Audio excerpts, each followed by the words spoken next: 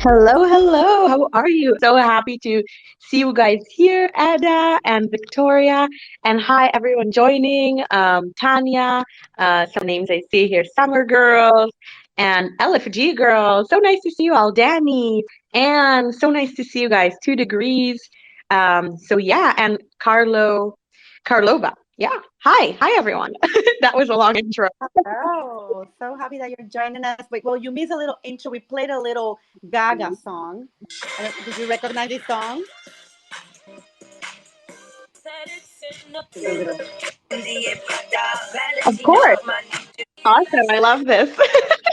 So, and also dedicated to our very own Gaga, who's hosting us today from Eyes of Fashion Twitter. Yeah. Yay, yay, yay. Oh my God, I would love to hear the story behind the name. Is it because of Lady Gaga or is it just like your own interpretation? Oh, I don't know if you're joining us today, actually, Victoria, or AKA NFT Gaga. So if you can't, all good.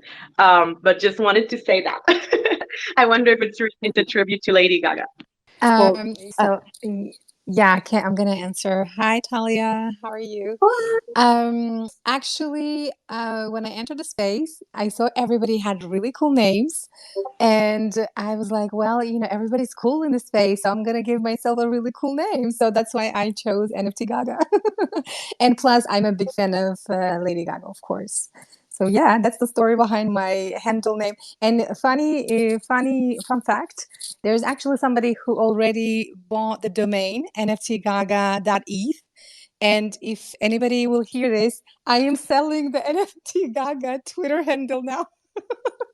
Because if I guess the person like has a project for that handle name, so I'm like, yeah, if you want to buy it, go ahead, make a proposition. So Oh, yeah. really? So soon you're stopping to be NFT Gaga?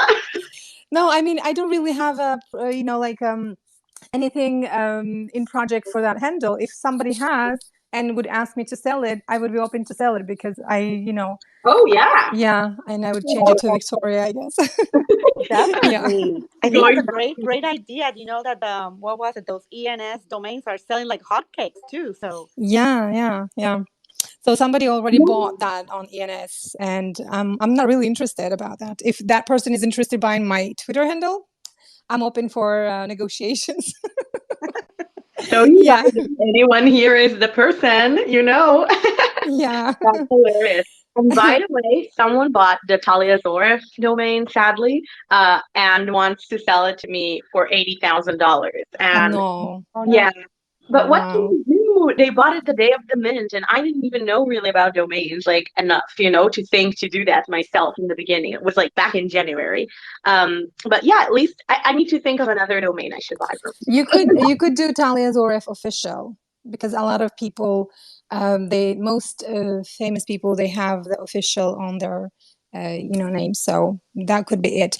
And to be honest, if 5 years from now, I mean, okay, it's not maybe subject for this Twitter space, but 5 years from now, who knows what that ETH domain will turn to be. So it just, we are just thinking. Anyways, guys, I let you host your space and I will be enjoying as a listener. Thank Oh, you thank you so so much. much. Yeah, so great to hear you and hear the stories.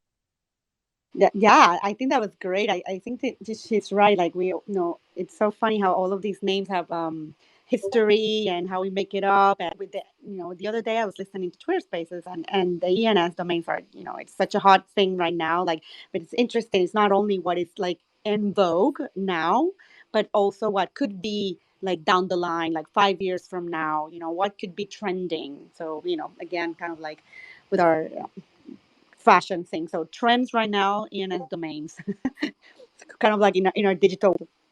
So yes, so we wanted to host our first very own Eyes of Style Twitter Spaces because we wanted to give a little introduction about what we're going to be doing.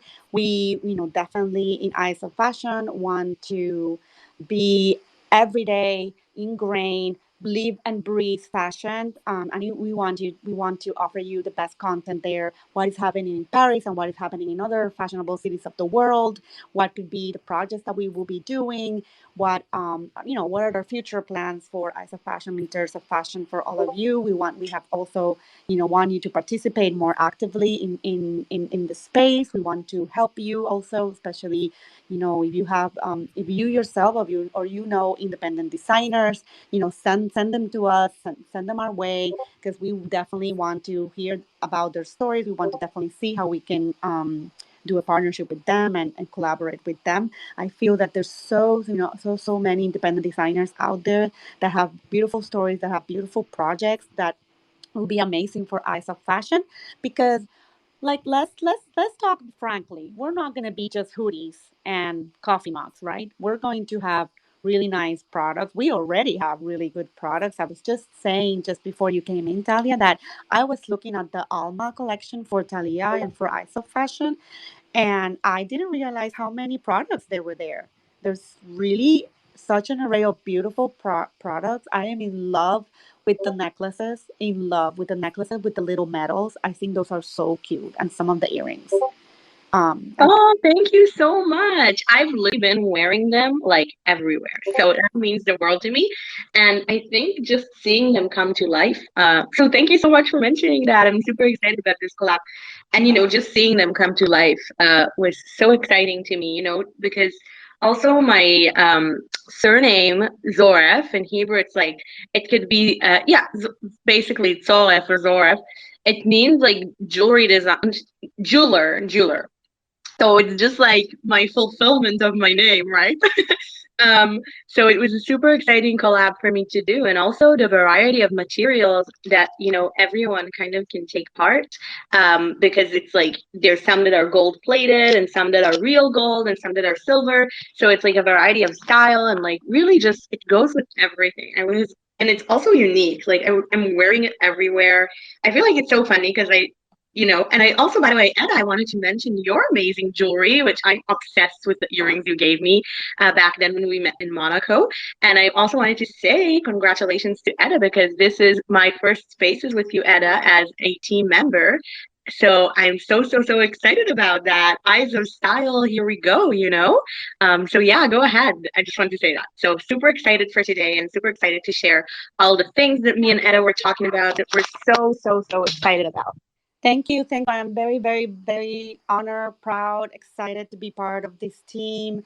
I'm already like super impressed with all of them. I'm super happy.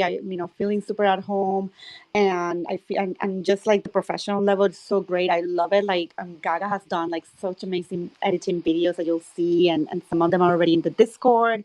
So definitely we have an Ice in Paris channel. So go around there because we'll be posting all fashion content about what's happening, about what's to happen. So I'll be more active there and you'll see more stuff. So definitely. And also, yeah, like to end the note with the product on already our first, jewelry for Eyes of Fashion, go take a look at the members holders channel, because I didn't realize how many products there were, and there's really nice as you said, there is like an option for everybody in that array. So I was really happy to see that, because definitely that's what we want to bring you, like products that have quality, that are have a design behind them, that come from independent designers, and that you would love to wear them. So but that's definitely what we want to do here with the Eyes of Style. And wanted to share with you, like, where does Eyes of Style come? So back in 1992, that's a long time ago, I was in my teens, and I used to watch this show in MTV. I don't know if you all remember MTV. I don't even know if that still exists, music television networks. So there was this show called House of Style, and it was hosted by Cindy Crawford, and it was such a cool show. They will go through the shows. They will go about designers. They will do interviews. They will do shows in Paris. Some of them will be here in Paris, and that's one of my favorite shows. If you want to look at it, you can go to the Eyes in Paris channel in the Discord, and you can see it there. I posted it there, and it's such a cool um, feeling of seeing her talk to Linda Evangelista, like top models of the era, talk to Jean Paul Gaultier, see the collection, and also like see a little bit of Paris. I think that was so cool that I was inspired by that, to kind of like see if we can find some super good content from the city of Paris and from other cities, just like Cindy Crawford used to do in 1992. So it's now 2022. It's going to be Eyes of Style. We're going to give it a little twist, but it will be the same concept. And obviously, all of that falls into the Eyes in Paris, which is, again, after our friend Emily in Paris. And we're going to try to, um, see how we can put eyes of fashion into the city of Paris. And we have really, really like good plans. Like, for example, Paris Fashion Week is coming up soon at the end of September. So first it will be New York, then will be September. Also, New York Fashion Week, there probably could be something very, cool and exciting for Eyes of Fashion to be part of, and definitely in Paris Fashion Week. So we're going to be working the rest of the summer to build that, so we can um, show you what we're doing with some of the partnerships that we're going to be building up here in the States. So hopefully we'll be able to share some plans at some point during the summer. We want to also bring to you more activity as to what you all are doing in the Discord. We want you to feel part of it. Also, we want you to be dynamic and be part of some of the fashion contents that we want to do. For example, we're probably going to start with some like really cool mood boards, but instead of having like a mood board of fashion first, I think that I wanted to start with something more of a manifestation and vision board, kind of like we were talking about in the last Twitter space of Eyes of Fashion with Elena, I think it was her name, that she did such a wonderful thing with all of us. Yeah, amazing, Elena. Yes. Yeah, so I mean, I was inspired by that as to kind of think about how does, a mood board is something that we can bring to our lives. And I actually went back to my old books and I found something that I used to call like the album of happiness, which is basically, how do you call that? So basically, it's like putting all together what we want to accomplish in the next year. Well, it's like half year of 2022. So what do we want to accomplish in this left of the year, right? Like, what do we want to do? What are the things that we visualize that could happen for us? So that's some of the things that I think manifestations is such a great tool to build on, to put ourselves, and it doesn't have to be that you build this extreme like fashion dash of pictures and things like that. It can also be like written, like write out your thoughts. Like, what is it that you want to have at the end of this year? Is it that, you want a better job? You want a bigger vacation? You want, more time for yourself, more time to meditate, more time to take care of yourself? Like all of those things, sometimes we forget that we can just like take a step back and just like write our thoughts in like a journal or something like that. So I thought that's something that we could, we're going to do some dynamics and some workshops. Also, we're going to talk about career transitions, especially those of you that want to be in fashion and what can be done for all those things. And we'll come up with ways that, will give you the opportunity to definitely like be part of that industry if that's what you want to do. So we'll be there for you all of the step of the way. We're gonna bring some really cool things about that we'll build on that, so you can kind of work with us and we'll work with you as to what we want to accomplish in these things. And I am now sending like our link to somebody very special that we invited. So let's see if that person can come up soon. But in the meantime, I wanted to like also tell you a little bit more about what is it that we want to do.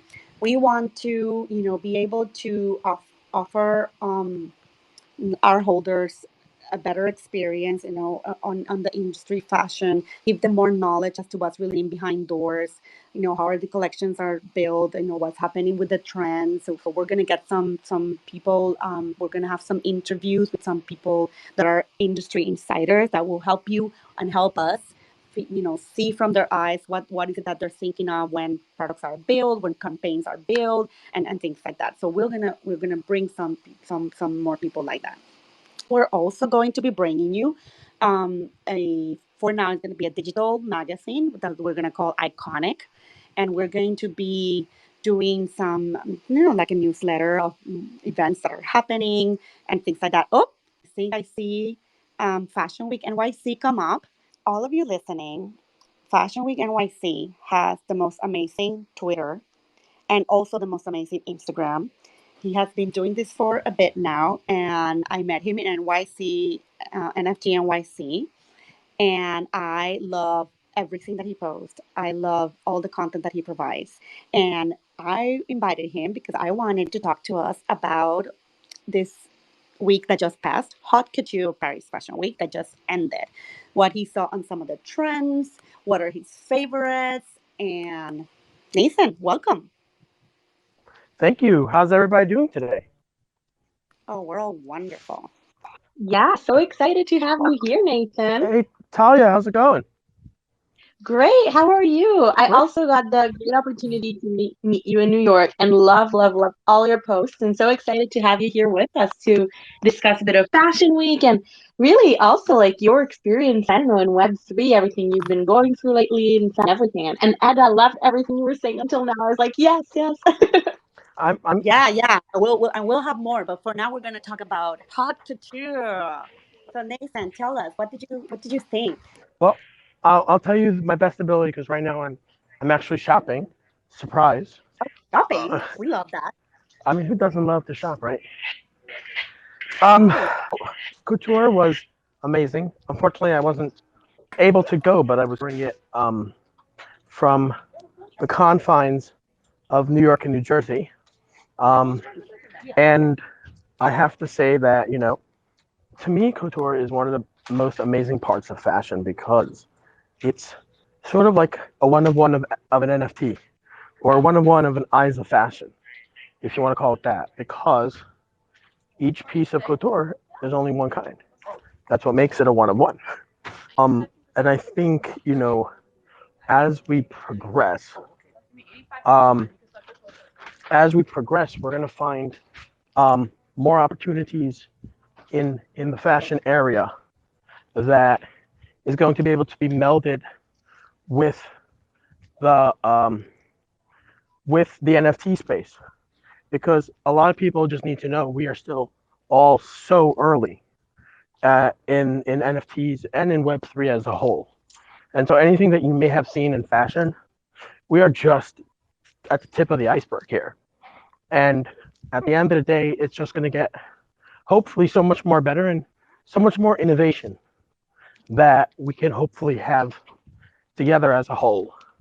Um, if you want to talk about specific collections, I can tell you that my favorites were Ellie Saab, who always just does wonderful, magnificent couture, ready to wear, and bridal. I also loved Zuhair Murad.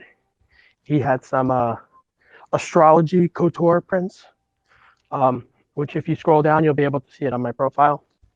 Um, and Zuhair is a dear friend. I've been following his work for years now. And honestly, Zuhair is just so talented. I also love Valentino.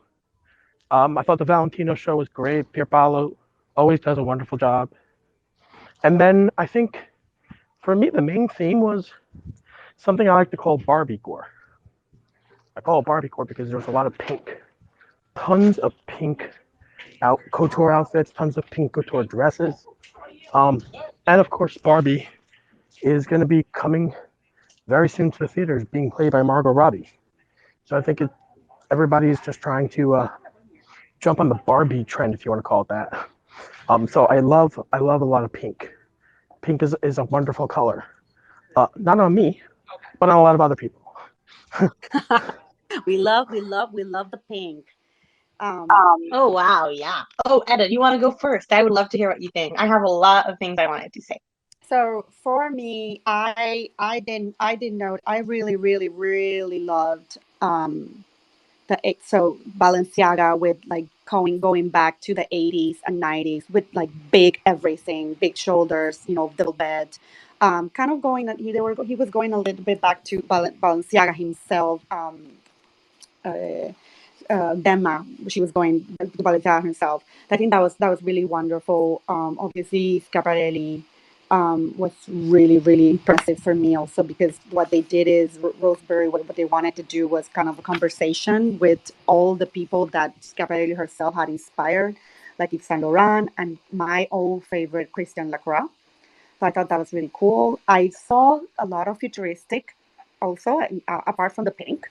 I saw some kind of, metaverse scenes, let's put it that way, and some of the sheer and some of the metallics that were used. So I thought that was really cool. I really love Alexandre Vautier, which is really not like a house name in the sense that don't a lot of people don't know him. So I really love what he does. It's very looks, but it's also very rock and roll. So I really, really, really like that. I was laughing while going through my notes because I know you and I share the same opinion with what's up with Dior. Um, Kind of like, are we excited about what's happening with Dior? Well, anyway, we were laughing the other day because we found that Dior was not too exciting. But something that got me excited was that where I don't have my notes here, where Dior was doing is doing some of that production, and in India, it's a place where normally women are not allowed, and this is a place where actually they're allowing women to go work some of these pieces. So I thought that was an interesting aspect of that. So first of all, wow, I hope you can both hear me because like also what Nathan said before, um, I just wanted to comment on a lot of the things because Couture Week is my favorite fashion week, and I can't believe that I didn't attend this season because I love it so much. I really have, it's so close to my heart, and for me, it's very funny because when I have a very specific, um, comfortable, I would say practical style that would also kind of be cool for me and how I want to show up at events. But what got me falling in love for fashion, like what made my heart, beat was the couture, was seeing looks on, as a kid, I think on like magazines and I think on fashion TV. That were couture looks eventually. That's what really got me excited to go into, I think, fashion and fall in love with it. And when I was drawing fashion, I would always draw, the couture looks, not necessarily the ready to wear, the more like crazy avant-garde dresses, like give it to me, and I was always saying that like my favorite dress is always to draw um kind of were the Ralph and Russo, the Elie Saab, the Giambattista Valli, and really that's what excites me so much. Like when I'm just drawing, because it's drawing dreams. Like I don't know, there's something so magical. And when I was attending Couture Weeks, I attended quite a few, and I loved each one of them. I think each Couture Week for me was just this magical memory. And I couldn't agree more. Like I think so. I attended a few Elie Saab shows and backstages, as well as Zohair Marad shows, and they are so talented. But there are a few moments for me from Elie Saab, and also yes, this season they always do a great job because they are ateliers. They're couturiers, so there's something so ancient and like also detailed and an art. You would see the seamstresses backstage like sewing bead after bead and creating these amazing gowns. Same for like Ralph and Russo and stuff like that in their backstage, which I had a lot of fun. I'll try and pin it afterwards when I'm finished speaking. But yeah, really those shows are always amazing. But regarding, I think because it's funny, I feel like for couture, like there's always the styles, like because every brand kind of has their style, and every time in couture, the brand kind of shows the next story chapter of that style, more than even ready to wear, which is more trendy. Couture is a bit more, I think, very loyal to every collection. Like Iris Van Harpen, for example, that I also attended her backstage a few years ago. You still see the same line. Same with Elie Saab. Same with Zohair Morad. But eventually, what really gets me is just enjoying, the art. Zaid Nakad also I love. I saw you shared here something. So also I love. I'm sorry to say, but I think unfortunately, Irishman Herpin is an entirely, totally different league than everybody else. That's all I'm gonna say. She is Because, amazing. No, she's but, totally different but than the everyone thing else. with her is she uses amazing 3D applique fabric, and it allows for the dresses to sort of like come alive, like they're actual pieces of art, and it's just something so beautiful. Every time I see her collection, I feel like I'm in Avatar Planet. Oh yeah, she's like living Web3 in IRL, 100%. Like she's amazing. Also her Met Gala looks, like every time I'm in awe. And this was actually one of the funnest, I think, backstages to attend. And I think it was also on their story sketching. I have it somewhere. I need to find it because they shared me sketching on their story. So that was a huge honor for me. Um, And yeah, so totally agree with you, but it's totally different, than the beating of Ali Saab, and it's a totally different concept and style. Um, Also, going to, of course, what I found actually interesting in this season. Okay, before I go to that, what actually wanted to say, of course, there was Jean-Paul Gaultier with Balmain. It was like a very talked about show. This time I found it like there were a lot of celebrities, I think, kind of in attendance. So that brought a lot of attention to couture this time, with, Kim Kardashian and everything. And these, like, they weren't necessarily my favorite looks. Like, Balenciaga always, it's interesting because he's obviously it's very hyped, but he definitely, like, Dema always has a very specific look on things, and really does a good, what, like, delivers his story in a very powerful way, that is very unforgettable. So I think for that, I really love what they're doing. And the other thing that I wanted to say is about, oh yeah, Edda, you were saying about Vautier, definitely one of my favorite shows as well to attend, and also to see what he's creating, because it's always amazing. And Alexis Mobile as well. Like, literally, I love all of them. Goupé, um, super One thing talented. very nice to mention about Jean Paul Gaultier and Olivier Yeah, he's an from amazing couture Balmain there. is that the show had Yeah. diversity in color, in sizes, in ages, in shapes. So it was a very, very diverse runway. I love that. Valentino was also a very Also, diverse runway as yeah. well. Yeah, and that is shocking because, like, guys, like, the couture world has changed so much. Like, I think just a few years ago, we couldn't even imagine this scenario, but this is the proof, like, that there is huge change happening with, sizes, with, like, what is the beauty that is displayed on the runway. Um, so this is amazing, actually, and finally, I would say. And also about Chanel, that wasn't mentioned yet. Shocking, like, not shockingly so, but, like, after Karl Lagerfeld's passing, like, I find it crazy, like, because it used to be, the show that everyone would talk about, the scenario, and literally like a dream, with all their crazy things that you used to do, like a spaceship or It was supermarket. it was always the set. The set Yeah, always made the tone of whatever the right. collection was going to be. I think, Oh, yeah. it's obviously very hard shoes to fill for Virginie, even though she was pretty much his right hand every single collection.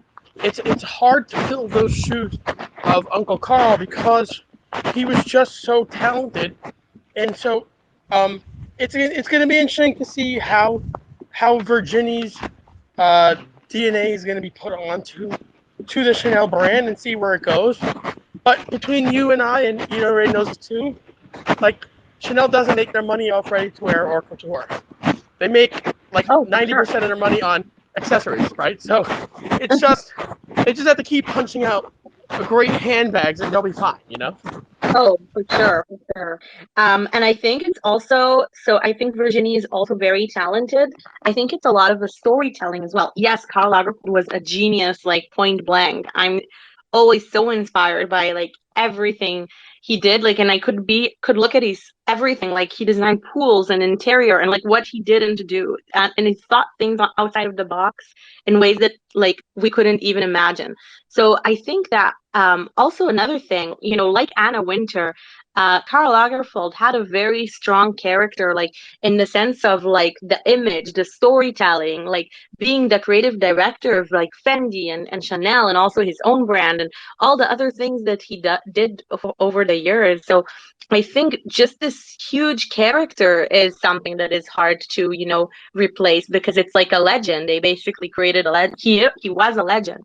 Um, so I think that just in that, like, the storytelling, like, Virginie is not like, a big controversial figure, that, he was also very controversial for a lot of the things he said, and just the way he was, and, the gloves and his image that he was so known for, and, the set of the shows that they used to spend, like, I don't know.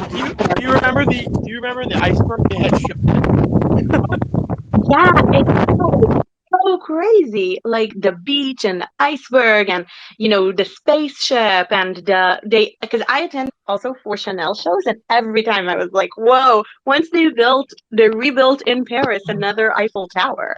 Like everything that could have been thought have, I think there, well, maybe more, and that was, I'm sure, but I, yeah, but I I just want to say about their collection. Oh yeah, go ahead, Ella. no, just with the theme, the topic of Virgin, it's like obviously she has been with him like 30 Yeah, years or more, right? And I don't know if it's something that she's just trying, to obviously there was a be lot of different. show with Carl, but she's trying also to not prove, because we know what she can do because she has been there for so long, Yeah. to make center stage of the clothes versus the theatrics of the stages and things like that. So maybe she's doing that at the beginning to kind of see, like, look, I can do as amazing clothes as you have already seen for the last years. And I don't know, maybe it could be something like that. But Yeah, for the, sure. And she's the bringing only a very simple feminine style. Oh, go ahead. yeah, no, that my last thing was like I saw the accessories for not only Chanel but some of the other two, like Margiela, I think it was, is the cowboy boots. So I think that was an interesting touch to the Haute Couture. Oh, yeah, for sure. And also the couture bride. It was so simplistic and just it reminded me of something very traditional in a way. And it was interesting to see. And for the last point also, and I really, Oh, oh yeah, go ahead. that couture dress is not something I want to get married in. So that's a pass for me. Uh, Yeah, well, but definitely. I think but it's a style. but the Elie Saab dress, the Elie Saab bridal dress, yes, 100%. Well, I feel like you can't compare them both. One is so simple and one is so, it's two different worlds in a way for me. But I did want to say it reminded me of like this, very simple Italian wedding in a church. That's what the Chanel dress reminded me of, like a Mamma Mia kind of Greek, Italian, I don't know. So anyway, what I wanted to say about the last part is that I found it interesting that a lot of the brands wanted to present in Rome and didn't present in Paris, like Dolce Gabbana and like Valentino, of course. And I would say Valentino, visual wise, color wise, was my favorite. As you said before about the color pink, all the red carpets this year were pink at Gala, and I loved, by the way, Glenn Close's look, which is actually, we have here a few looks from the Met Gala and the Eyes of Fashion PFP profile picture. And I sketched Glenn Close's look from Met Gala. And I think the pink, as you said, with the Barbie movie, with everything coming up with Margot Robbie, is definitely like we've seen pink everywhere this season. And I think that also Valentino, they always make me so emotional in their shows. It's exciting to see all the different creative aspects. And he is kind of, I did find though he's kind of repeating things that we saw, really repeating them kind of from previous seasons. If it's the pink or if it's the feathers on the faces and stuff like that. And I would love to see kind of more new things because I feel like this collection he kind of combined it all the recent themes we saw in different collections and put them into one collection. And I wonder what you guys think about that. But I would love to also hear, and I think it's beautiful that they did all these shows on the Spanish Steps in Rome. And I would have loved to be there because it looks like such a dream. But I would love to hear what you think about that. And yeah. It's interesting. I have on my notes here for Valentino that he apart from obviously the wonderful stage and in Italy that they did, which I feel it's also kind of for all the Italian designers some sort of a nationalistic point of view of us to let's do the show in Italy, which also happened during the pandemia. So some of the shows that decided, okay, we're gonna do the show in Italy. So my notes on the Valentino is that he like very simplistic clothes, kind of like bodysuits and simple pants, simple tops with kind of grandiose accessories like the feathers. And it did remind me a little bit of like what you see in pageants and the costumes category of the pageants, which is very basically that you're just wearing something very simple, but then the accessorizes is what is like making the whole piece grandiose. And obviously haute couture in showing the technicality and the innovation of the materials that they constructed in. So I thought that was Yeah. lovely. I agree, but I think he was like he's a very costume like Pier Paolo Piccoli. He's very costume oriented, but I just feel like he showed those feathers in another show. And I mean, I think it's so stressful for a designer to these days to create so many brilliant collections in general that like there were a lot of things there that there was the pink collection and there was the feather collection and there were a few other collections, of course, that we saw throughout the years. Like, and then I kind of felt it kind of he merged it, but I did love seeing the diversity. I think that was my highlight from Couture, and of course the Spanish steps, which was so much fun just to see, like as a backdrop.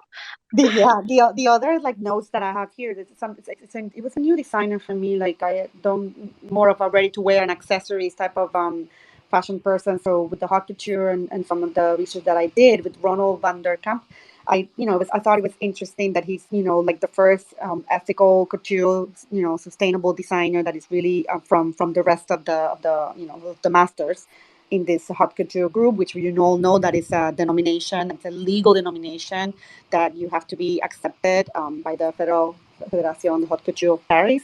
So I thought that was really interesting that there was this design. Basically, it's based on sustainable, and what he did was basically like big coats with high denim boots and power shoulders, and all of it was sustainable. So I thought that's another one that I have on my list of things that I really, really, really liked. Um, Schiaparelli, of course, it was just wonderful, wonderful, and I just love kind of. I mean, it Oh brings yeah. like Dynasty and those shows from the '80s where women had like the big hair and the big shoulders and Yeah. necklines and things like that. Oh, 100%. And Schiaparelli I is just also. Oh, go ahead. uh, to me, I if we're talking about favorites, the thing that does it for me every season is Zimmerman.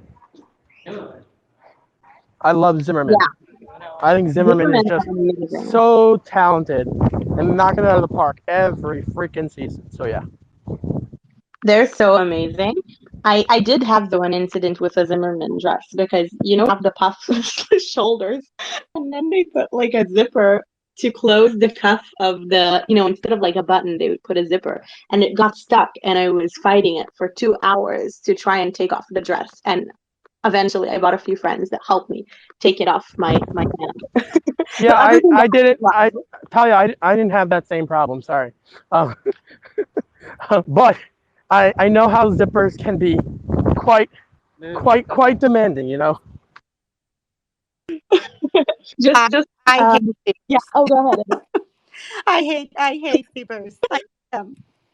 But this is the price you got to pay for couture. I'm sure that this is nothing compared to, what the models are experiencing walking on the runway. So, Oh no, but no, not at all. I think we can all collectively agree we hate zippers, but we love things with pockets. oh yeah, definitely. Yeah, and that reminds me that the Schiaparelli they brought back. So Salvador Dali had made for Schiaparelli herself had made what they call bureau pockets, which is it's like they kind of look like drawers from like their office table. So they brought that back, and there's a nice exhibition going on that I'm trying to see if I can get to see this week at the Musée d'Arts Décoratifs in Paris. That basically that dress went on the runway on Paris Haute Couture Week last week, and it's going straight to the museum. Like it's such like an impressive piece, a remake of what Salvador Dali had made. Ida, I have a question for you. So you're in Paris. I know there was probably like a lot of like Web3 stuff that was happening during Couture Fashion Week. What did you see over Well, there? actually, it surprised me that the first one after the pandemic, they actually had NFT passes, like NFT tokens, NFT, maybe more like a POA, but they did have them to be actually press. The press had to, it was like an NFT that they gave the press. But I didn't feel that this time, especially like on the events, that apart from future, like there was metallics everywhere, there was futuristic shapes, apart from just kind of like a fashion that it was being more of a metaverse conscious, lookalike in exhibition in the pieces. I really didn't see that much going on around Paris like I saw at the big like last time. So I would agree from what I heard. My question for Talia, if I can, what are you seeing in fashion NFTs right now, and where you think they're going? And then after you're done answering, I'm gonna answer my own question. Yes, I would love you to hear exactly to hear you answer that exactly. Actually, would love to hear what you think, and also would love to hear in general a bit about your passion for fashion that got you running this page and doing all that you're doing. I would love to hear more about what you're doing because love all the looks that you're sharing and all your content. So would love to kind of get to know you more because we met very briefly regarding fashion and NFTs. So funny enough, I just got off. Um, a panel today, my first panel in the metaverse. My avatar was there. I dressed it with a red dress, and I had some amazing speakers speaking with me. It was on a runway in a runway venue in the metaverse in spatial, and I was Was it where was it? Decentraland? Where was it? spatial. Spatial. So, Awesome.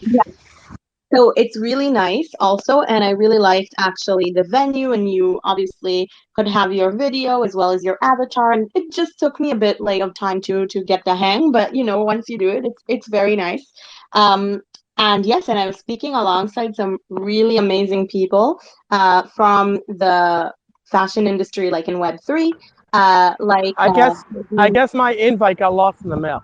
but yeah, you're invited, always invited. I will check if I have a recording, but I'm here to give you the recap of what went on there when we were all, in our avatars and stuff. So basically, well, what I said was, and what I still think about where fashion and NFTs are going, we kind of spoke about, the brands kind of doing stuff, how to get into the space, how like we think it's less appropriate to get into the space, and why do we think that fashion is really a thing, and where do we see it going? So what I thought was that it's clear for me that it's here to stay, and especially after Ian Rogers, the VP of Ledger, that was also a head of strategy at LVMH, say this week to Business of Fashion. Why would I want to present like physical goods when I can show everyone the amazing fashion I have in my wallet, like to everyone, and kind of show what you have. And this is a lot about luxury brands, but also it's also about, of course, showing your style and your authentic identity, and that's where I think good design and uniqueness comes to the picture, when imagination, when you can really form things in like fashion in the metaverse in new ways that you couldn't in reality, due to practicality, due to social norms, due to so many things, that in the metaverse you would be able to wear whatever you want, and no one will really care if you're wearing a dress or with flames. Like, you can also go with your imagination wherever you want to go and take it, really continue the story of fashion. That's what I heard that kind of came across a few times from also some of the other speakers, that this is like the next chapter of our fashion, because we don't need to limit it to what's possible and what's not possible, because we can do everything. We can wear a dress with wings, or we can wear it with fire, or whatever we want. I think this is just a really interesting point, and we can be, whatever character we want to be.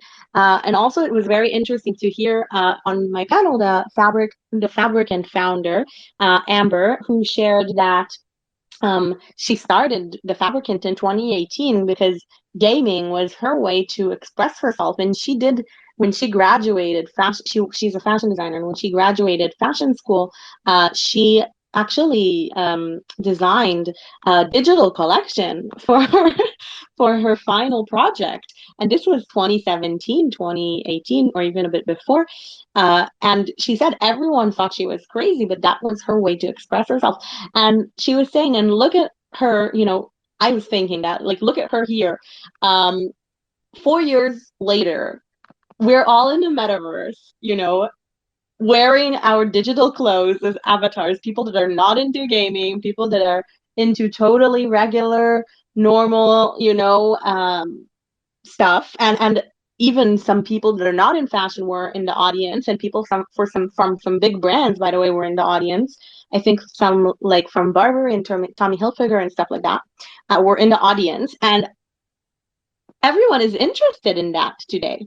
And that's from 4 years ago when she started, thinking about that, and everyone was like, oh, that's nothing, because everyone is like, it's a fad. But why would you have like digital clothes, what can you do with it? But then again, I see today, you know, like you, Edda, well, you left also to the creative world, but like a lot of bankers, a lot of people from, you know, Wall Street or from jobs that they can't really express themselves in the creative ways, just going all in and expressing themselves in the metaverse with fashion. And I see that in our project with PFPs, with NFTs, like people are regaining their passion for art, for fashion, for uniqueness, for style. So yeah, I think I'm gonna, these are kind of the golden nuggets that I feel like I also picked up today myself, and these are kind of my takeaways. If I'll think of more, I'll share.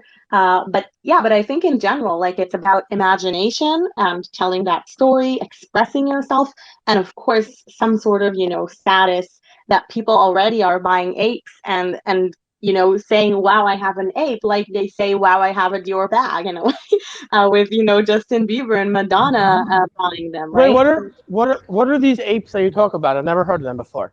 Oh, it's an NFT project that collaborated, I think, with every big brand like NBA, like it's one of the biggest PFP projects. Oh, I was only joking. I hope you picked up on the Oh, sarcasm.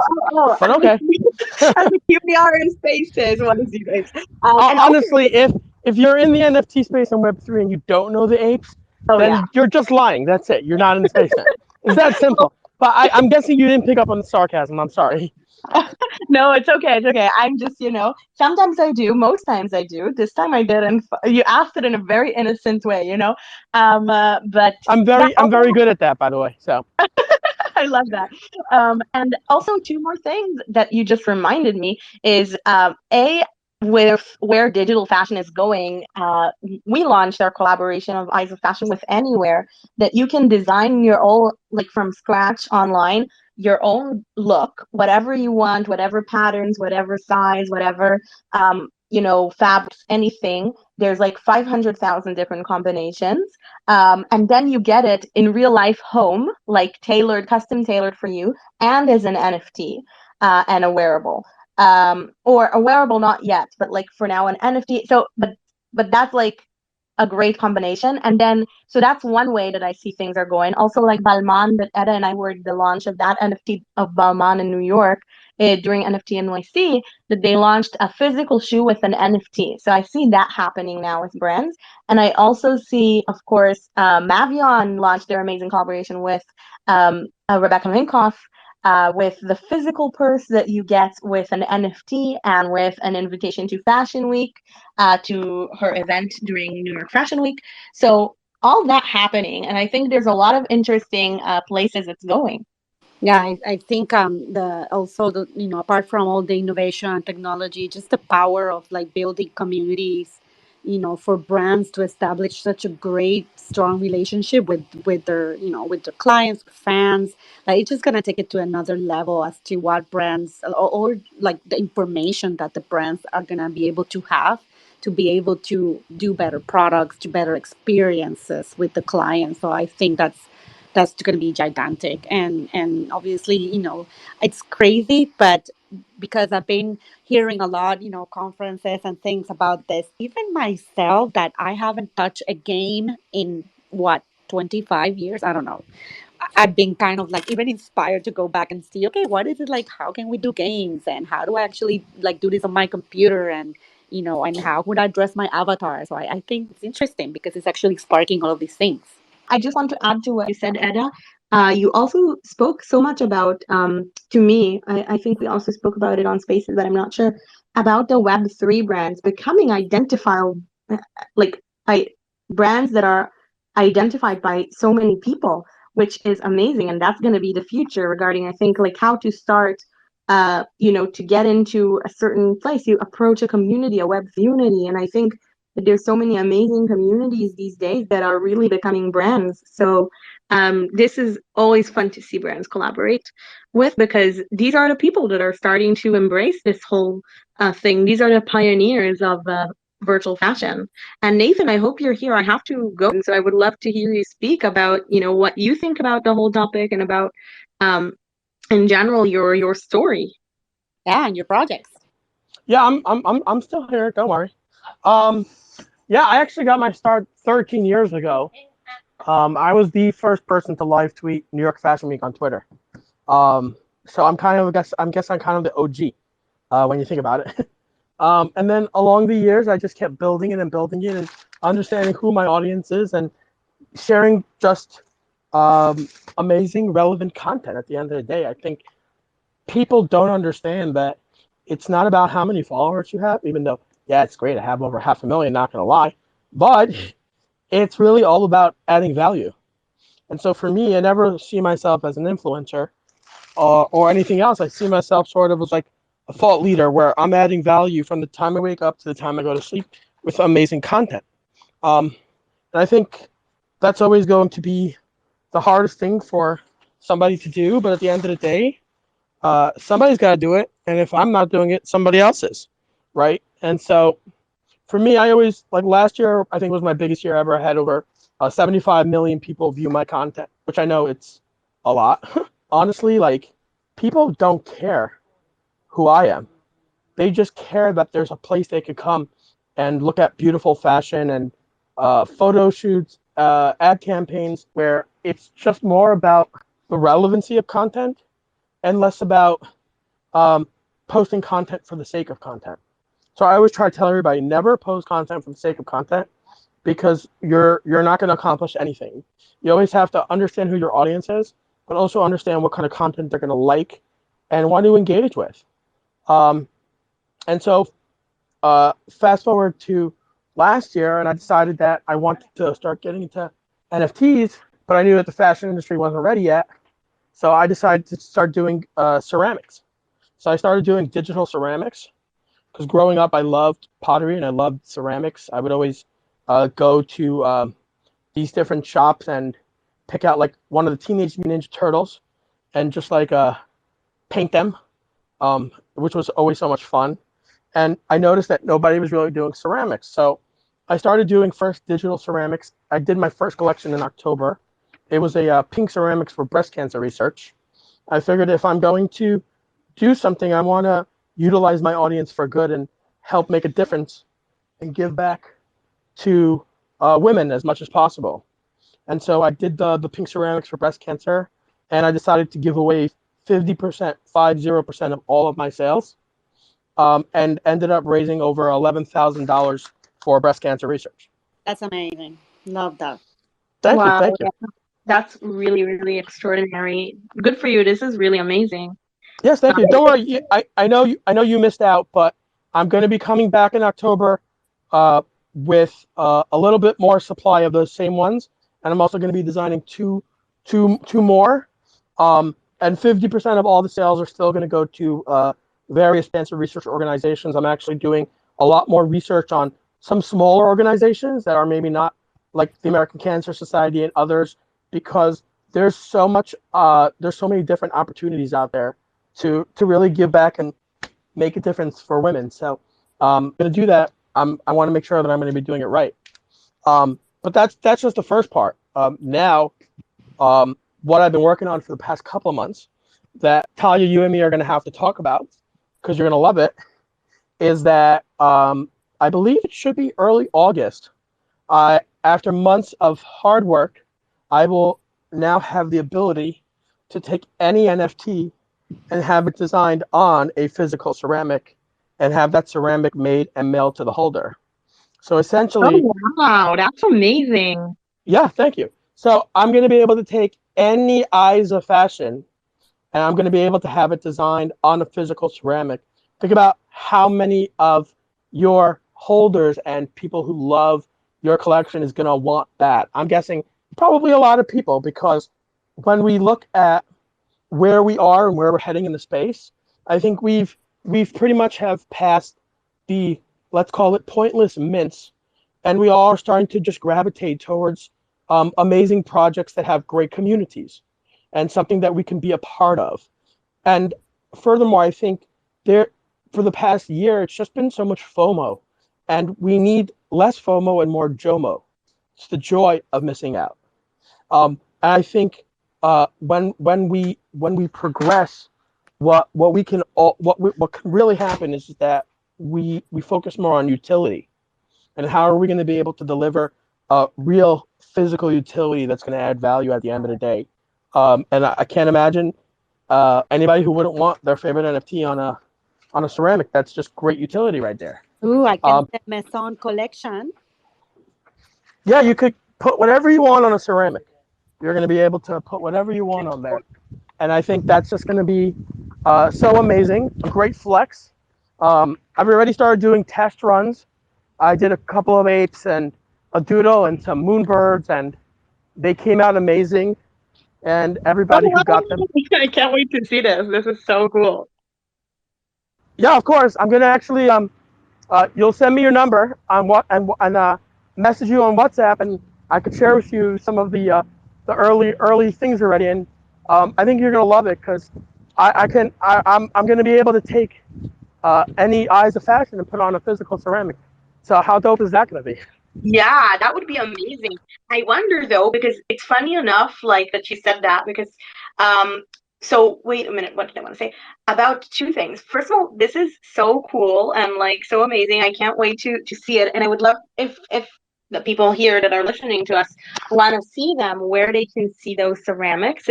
Are there any photos? Do you have like a page that you share them? I would love to kind of share that. That's first of all. And second of all, about worldwide shipping and stuff like that, because you know how international the community is. And actually, I also did, well, I'm no pro at ceramics and I don't plan really on, creating like multiple ceramics. I just did it for fun, one or two, and they're so breakable. So how about shipping and stuff like that worldwide? So for the time being, once I start to launch, I'm only going to be doing domestic because I already figured out that regardless of international shipping costing a lot, also, I have to be very wary to make sure that I'm using the correct amount of bubble wrap, that it gets there in one piece. And wrap is my new favorite friend of all time as we progress. The other thing is I'm never going to have a drop party, but don't know if you picked up on that one either. Because it's ceramics. Anyway, essentially, when you look at worldwide shipping, it can be too much for right now. So I'm only starting with domestic, and I'm already talking about instituting a one-time warranty, where let's say if you have a kid or a pet, or you accidentally it accidentally breaks. So what's going to happen is all you'll have to do is just take a picture of the broken one, send that to me, and I'll have another one made up as a one-time warranty to replace that, because things happen in life, and I need to make sure that I'm making everybody happy at the end of the day. So hopefully that answers those questions for you. Yeah, definitely. Thank you so much. Yeah, I actually it's so funny because I went one day to a ceramic studio of my mom's friend for fun. And it was just so fun and, and light, and returned me kind of to this flow state that, I love also about art, but there's something so soothing about just, being around, pottery and like the pottery machine kind of thing, and letting it, spin. So this is like so much fun, and I love ceramics. They're so cool. So this is really amazing, and I can't wait to see Eyes of Fashion on those. So that's really amazing. So thank you so much for sharing. I know. Yeah, you guys. I'm sorry, you guys. For right now, I don't have like I'm not like putting it out there just yet. I'm waiting until the full logistics and sourcing and everything is going to be up and running. But if anybody does want to check it out, you could go to @CryptoCeramics on Twitter, and you could find it there. You'll actually see, I believe you'll see the doodle and the Bored Ape on a physical ceramic. If you want to quickly go check that out, it should be there. Can you tell me if it is? Sure. I think I will definitely. I would love if you could send me the link after, because I just Oh, have yeah, to sure. or if Eda is checking right now, I don't know. But yeah, that sounds amazing. And I also wanted, because I need to leave in just a few minutes, I wanted to open, the stage for questions or for people kind of to say if they wanted to say something. So feel free, guys, to request to join the stage, and we would be pleased to have you ask us a question or make a comment on something we said, or just say your opinion about couture fashion or anything you're kind of interested in. So if there's anyone that wants to say something, just know that you feel free. And I'm going to also turn it back to Eda.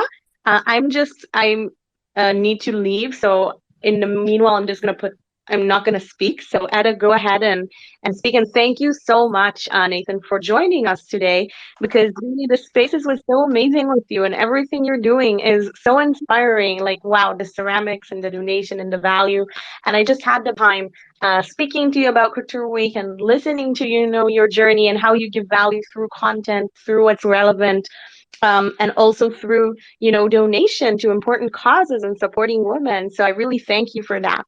Um, Yeah, and no problem. Always glad to add value. That's the most important part at the end of the day.